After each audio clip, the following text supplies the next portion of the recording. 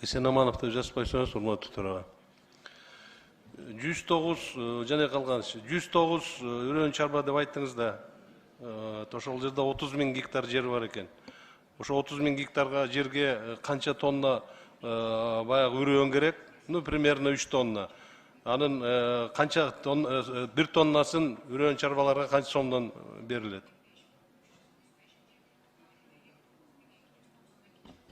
30 000 гектар негизинен бизде 109-га бөлүнгөндө анын баары үрөнчүлүккө пайдаланылбайт да, анын 11 000 гектар гана үрөнчүлүк үчүн пайдаланат, калганы башка баягы тоют, башка өсүмдүктөргө айдалат.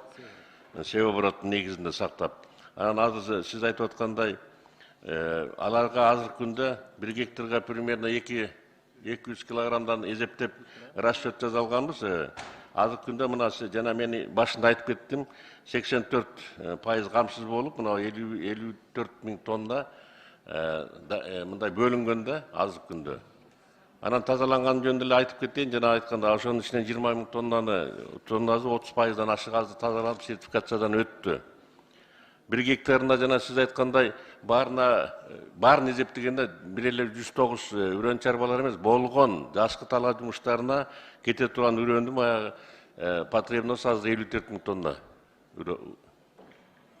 Кийинки суроом мында. Кече жакында президентибиз указ чыгарды. Ошол айыл чарбасын реформоо, башка и так далее деген маселелер менен. Ошого байланыштуу создание кооперативов деп жүрбөйбү? Кооперативтерди уюштуруу боюнча мен билгенден бир жагы 15-20 жылдан бери сөз эле болуп келатат. Жана калган сиз жакшы билесиз. Сыртка экспорт боюнча дагы ошол жерде айтылып кетти. Сыртка товарларды чыгарыш үчүн, биздин сельхоз продукцияны чыгарыш үчүн только бир эле жолу бар да. Кооперативтерди чоңураак производствону уюштуруу керек. 1-2 гектардан үрөн сепкен чарбалар менен 50 гектар, 100 гектар сепкен чарбалардын асман менен айырмасы бар. Менден жакшы билесиздер, туурабы? Ушул жакка көңүл буруңуздар. Себеби указдын реализациясы боюнча сөзсүз айыл чарба министринен суроо талап болот. Биз жагынан эмес, негизи президент тарабынан дагы указ аткарылыш керек да. Анан акыркы суроом, ана дыйканчылыкка финансирование села 9 деген программа кирип атат азыр. Ошонун ичинде 6-8-10% деген процент менен кредит берип атасыздар. Мына мисалы дыйканчылыкка 10% менен берсеңиздер, ал аягы бир 5 жылга бериле, 3 жылга бериле турган болсо 12% менен чыгат экен.